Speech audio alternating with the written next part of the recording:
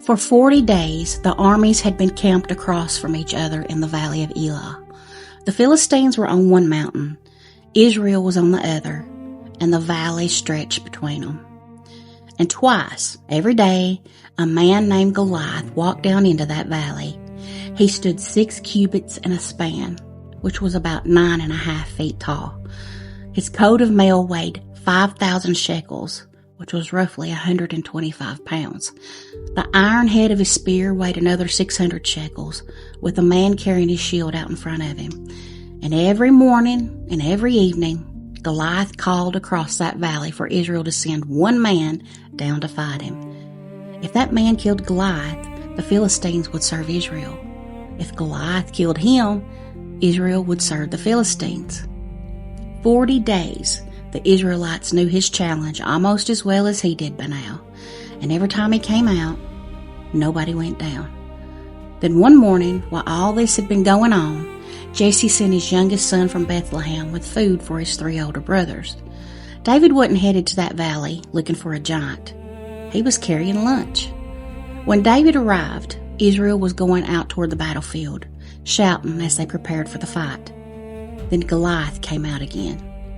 He gave the same challenge he had given morning and evening for 40 days, and David watched the men of Israel run from him in fear. But when David heard Goliath talking, he heard more than a man threatening an army.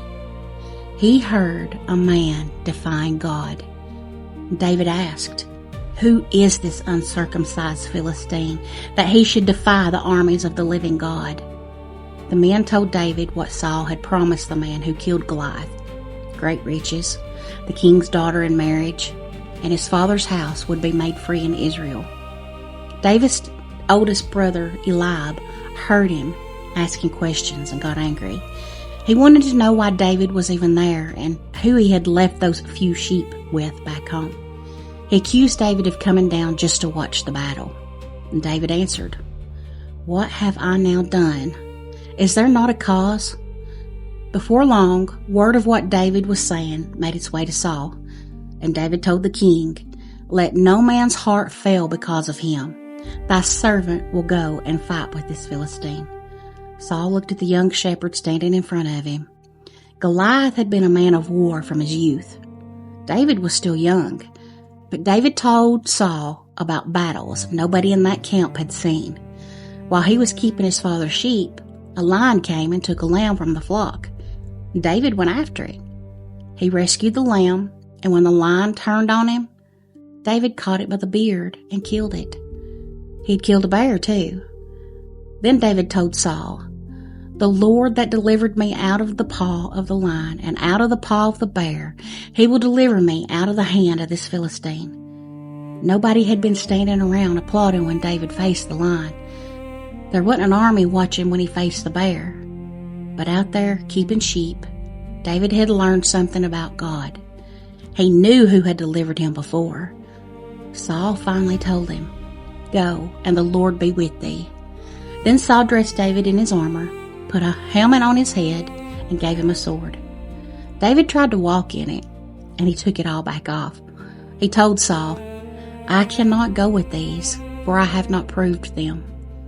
David wasn't accustomed to fighting that way, so he took his staff in his hand, went down to the brook, and chose 5 smooth stones. He put them in his shepherd's bag, took his sling in his hand, and started toward Goliath. Now that sling wasn't a child's toy. It was a weapon, and David had spent years learning how to use it. But when Goliath looked at David, he despised him. After 40 days of challenging an army, this was who they had finally sent. Goliath said, "Am I a dog that thou comest to me with staves?" Then he cursed David by his gods. He threatened to give David's body to the birds of the air and the beasts of the field. And David answered him, "Thou comest to me with a sword, and with a spear, and with a shield? But I come to thee in the name of the Lord of hosts, the God of the armies of Israel, whom thou hast defied." Then David told him what was about to happen. And it wasn't so Israel could find out how brave David was. It was that all the earth may know that there is a God in Israel. And so everybody standing there would know that the Lord saveth not with sword and spear, for the battle is the Lord's. Then Goliath started toward David. For 40 days, men had been running when Goliath came toward him. This time somebody ran toward him. David took off across that valley, reached into his bag as he ran, and pulled out a stone. He put it in his sling and let it go. The stone struck Goliath right in the forehead. It sank into his forehead, and Goliath fell face down onto the ground. David had just brought down the man an entire army had been afraid to face, and he had done it without a sword in his hand. David ran to Goliath, stood over him, pulled Goliath's own sword from his sheath, and cut off his head with it.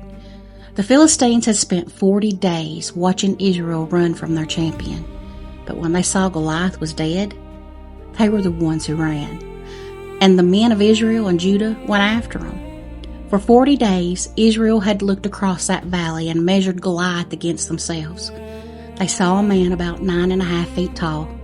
They saw 125 pounds of armor. They saw the spear and the shield. And then they looked at themselves and ran. David walked into the same valley and saw the same giant. But David had spent years out in those fields learning something Israel had forgotten. The lion had been bigger than him. The bear had been stronger than him, and God had delivered him from both. So David didn't walk into that valley thinking he was bigger than Goliath. He knew God was. Maybe that's why everybody else spent 40 days running away, and David ran toward him. Same valley, same Goliath, different measurement.